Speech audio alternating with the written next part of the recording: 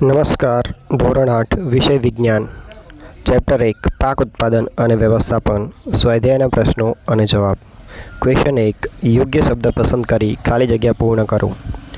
એક સ્થાન પર એક જ પ્રકારના મોટી માત્રામાં ઉછેરવામાં આવતા છોડને ખાલી જગ્યા કહે છે.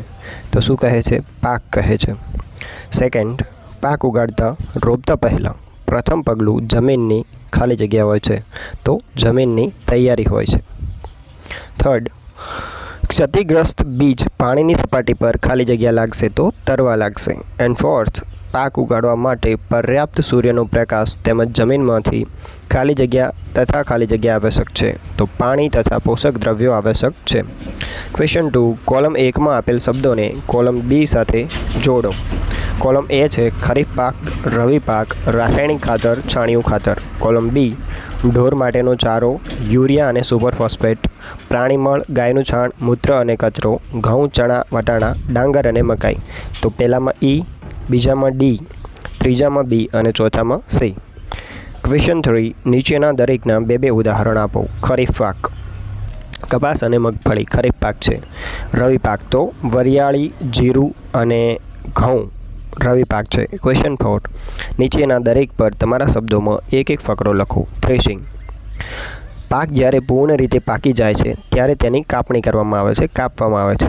આ કાપવામાં આવેલ પાકમાં બીજ કે દાણા હોય છે.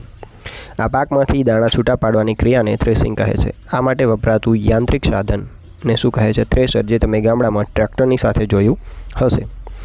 ભૂમિને તૈયાર કરવી, તો પાકને રોપતા પહેલાં સૌપ્રથમ જમીનને તૈયાર કરવી પડે છે. તે માટે હળ વડે તેને ખેડવામાં આવે છે, જેથી જમીન પોચી બને છે અને માટી ઉપર નીચે થાય છે, જેથી પાકના મૂળ જમીનમાં ઊંડે સુધી જઈ શકે છે અને મૂળને શ્વસન કરવામાં સરળતા રહે છે.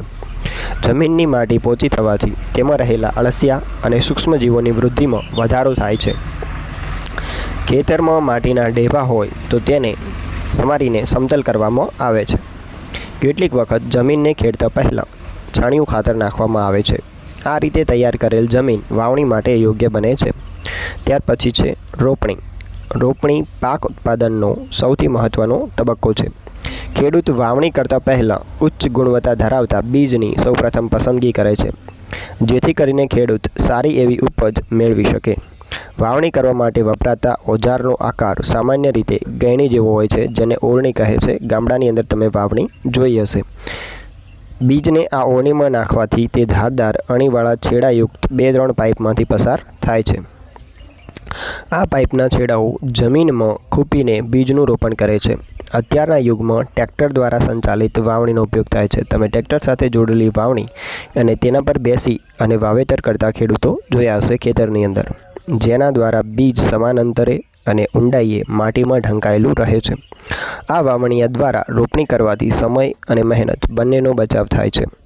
ત્યારબાદ છે નિંદામણ. તો નિંદણ એટલે કે તમે જે પાક વાવો છો એની જોડે જે નકામું ઘાસ ઉગી નીકળે છે તેને નિંદણ કહેવામાં આવે છે, અને તેને દૂર કરવાની ક્રિયા એટલે નિંદામણ. ખેડૂત નિંદણ દૂર કરવા ઘણી બધી પદ્ધતિનો ઉપયોગ કરે છે. નિંદણ દૂર કરવા વપરાતું સાદું સાધન જેને ખુરથી કહે છે. તમે જોયું હશે, એક અણીવાળું સાધન હોય છે ખેતરોની અંદર, જેની મદદથી નિંદણ દૂર કરવામાં આવતું હોય છે. અમુક સમયે ખુરપી વડે નિંદણને જમીનમાંથી કાપવામાં આવે છે.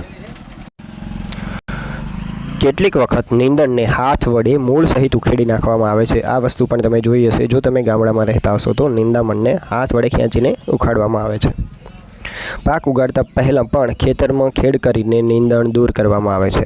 નિંદણને કેટલીક રાસાયણિક દવાઓની મદદથી પણ દૂર કરવામાં આવે છે, જેને નિંદણનાશક કહે છે. તમે જોયું હશે કે પાણીમાં આ દવાઓ નાખી અને શું કરવામાં આવે છે? પંપની મદદથી તેને ખેતરમાં છાંટવામાં આવે છે. તો ત્યારબાદ ક્વેશ્ચન 5 છે, સમજાવો કે કૃત્રિમ ખાતર કઈ રીતે કુદરતી ખાતરથી અલગ છે. તો કૃત્રિમ ખાતર નીચે મુજબ કુદરતી ખાતરથી અલગ છે. કૃત્રિમ ખાતર રાસાયણિક છે, જ્યારે કુદરતી ખાતર સેન્દ્રિય પદાર્થો છે. કૃત્રિમ ખાતર ક્યાં બને છે? કારખાનામાં. અને કુદરતી ખાતર ઘરે કે ખેતરમાં બનાવી શકાય છે. કૃત્રિમ ખાતરથી શું થાય? જમીનની ગુણવત્તા બગડે છે, અને કુદરતી ખાતરથી જમીન સુધરે છે. કૃત્રિમ ખાતરમાં સેન્દ્રિય પદાર્થો નથી હોતા અને કુદરતીમાં હોય છે ભરપૂર માત્રામાં. કૃત્રિમ ખાતર દર વર્ષે નાખવું પડે, જ્યારે કુદરતી ખાતર એક વખત નાખીએ તો 2-3 વર્ષ સુધી તેના પોષક તત્વો જમીનમાં રહે છે. ક્વેશ્ચન 6 છે સિંચાઈ એટલે શું? પાણી બચાવતી સિંચાઈની બે પદ્ધતિઓનું વર્ણન કરો. તો ચોક્કસ સમયે ખેતરમાં પાકને પાણી પૂરું પાડવાની ક્રિયા એટલે સિંચાઈ. સિંચાઈનો સમય અને માત્રા દરેક પાક, જમીન અને ઋતુ પ્રમાણે અલગ અલગ હોય છે. સિંચાઈની પરંપરાગત રીતોમાં પાણી વધુ પ્રમાણમાં વપરાય છે અને પાણીનો બગાડ થાય છે. પાણી બચાવવાની બે પદ્ધતિઓ છે, ફુવારા પદ્ધતિ અને ટપક પદ્ધતિ. ફુવારા પદ્ધતિ પાણીનો કરકસરપૂર્વક ઉપયોગ કરવા માટે ફુવારા પદ્ધતિ વપરાય છે. આ પદ્ધતિમાં ખેતરમાં એક મુખ્ય પાઇપ સાથે બીજી નાની પાઇપો જોડવામાં આવે છે. આ નાની પાઇપોમાં થોડા અંતરે ફુવારા જોડવામાં આવે છે. ત્યારબાદ ઊંચી ટાંકી અથવા પંપ દ્વારા મુખ્ય પાઇપમાં દબાણપૂર્વક પાણી પસાર કરવામાં આવે છે, જેનાથી ફુવારા દ્વારા પાણી વરસાદની જેમ પાકને મળી રહે છે. ફુવારા પદ્ધતિ દ્વારા પાકને જંતુનાશક દવા તેમજ ખાતર પણ આપી શકાય છે. આ પદ્ધતિ દ્વારા મહેનત અને પાણીની બચત થાય છે, કારણ કે આખો દિવસ તમારે પાણી વાળવા માટે રહેવું પડતું નથી. એક વખત ચાલુ કરો એટલે ઓટોમેટિક પાણી વપરાઈ જાય છે. ટપક પદ્ધતિ પાકને ટીપે ટીપે પાણી પૂરું પાડવાની પદ્ધતિ એટલે ટપક પદ્ધતિ. આ પદ્ધતિમાં ખેતરમાં એક મુખ્ય મોટી પાઇપ પાથરેલી હોય છે, જેમાં થોડા અંતરે હોલ પાડીને નાની પાઇપો સમગ્ર ખેતરમાં પાથરવામાં આવે છે. આ મોટી પાઇપ ઊંચી ટાંકી અથવા પંપ દ્વારા દબાણથી પાણી પસાર કરવામાં આવે છે.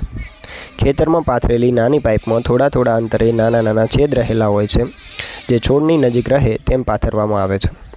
આ નાના છેદમાંથી પાણી ટીપે બહારના છોડના મૂળ પાસે ટપકે છે.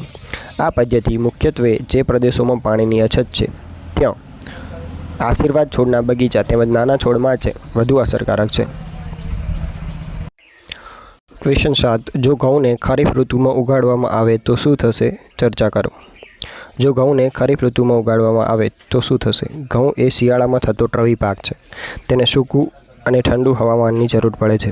જો ઘઉંને ચોમાસાની ઋતુમાં ઉગાડવામાં આવે તો તેને ભેજવાળું હવામાન અને વધારે વરસાદ મળે છે, જે ઘઉંના પાકને અનુકૂળ આવે નહીં. તેથી ઘઉંને ચોમાસામાં ખરીફ ઋતુમાં ઉગાડવામાં આવતા નથી. ક્વેશ્ચન 8 ખેતરમાં સતત પાક ઉગાડવાના લીધે જમીન પર કઈ અસર જણાશે? તો ખેતરમાં સતત પાક ઉગાડવાથી જમીનની ફળદ્રુપતા તેમજ તેમાં રહેલ પોષક તત્વો ઘટી જાય છે. આવી જમીનમાં પાક ઉગાડવામાં આવે તો પાક ખૂબ જ ઓછો થાય છે. ત્યારબાદ ક્વેશ્ચન 9 છે નિંદણ એટલે શું? આપણે તેનું નિયંત્રણ કેવી રીતે કરી શકીએ છીએ? નિંદણ એટલે ખેતરમાં વાવણી કે રોપણી કરી ઉછેરવામાં આવતી ખેતી તથા બાગાયતી પાકમાં પાકના છોડ સિવાય કસમયે ઉગી નીકળતી બિનઉપયોગી વનસ્પતિ એટલે કે વધારાનું ઘાસ ઉગી નીકળે છે તે ખેતી કાર્યો જેવા કે વાવણી, આંતરખેડ, પિયત અને કાપણીમાં નિંદર નડતરરૂપ થાય છે. ક્વેશ્ચન 10 બરાબર, નિંદણનું નિયંત્રણ કરવા માટે શું કરવાનું હોય છે કે નિંદણનાશક દવાઓનો ઉપયોગ કરવાનો હોય છે, પ્લસ ખુરતી વડે તેને ઉખાડવાનું હોય છે કે હાથ વડે તેને ઉખાડવાનું હોય છે. ક્વેશ્ચન 10 નીચે આપેલા બોક્સને યોગ્ય ક્રમમાં ગોઠવો જેથી શેરડીના ઉત્પાદન માટેનું રેખાચિત્ર તૈયાર થઈ જાય. તો પહેલાં પાકને ખાંડના કારખાનામાં મોકલવી, બીજું સિંચાઈ, ત્રીજું લણણી, ચોથું રોપણી, પાંચમું જમીન તૈયાર કરવી, છઠ્ઠું ખેતર ખેડવું, સાતમું ખાતર આપવું. તો સૌપ્રથમ જમીન તૈયાર કરવી, ત્યારબાદ ખેતરને ખેડવું, ત્યારબાદ રોપણી, ત્યારબાદ લણણી, ત્યારબાદ સિંચાઈ, ત્યારબાદ ખાતર આપવું, ત્યારબાદ પાકને ખાંડના કારખાનામાં મોકલવી. તો અહીંયા આપણો વિડીયો પૂરો થાય છે. જો તમને ગમે તો ચેનલને લાઇક, શેર અને સબસ્ક્રાઈબ કરવા વિનંતી. ધન્યવાદ.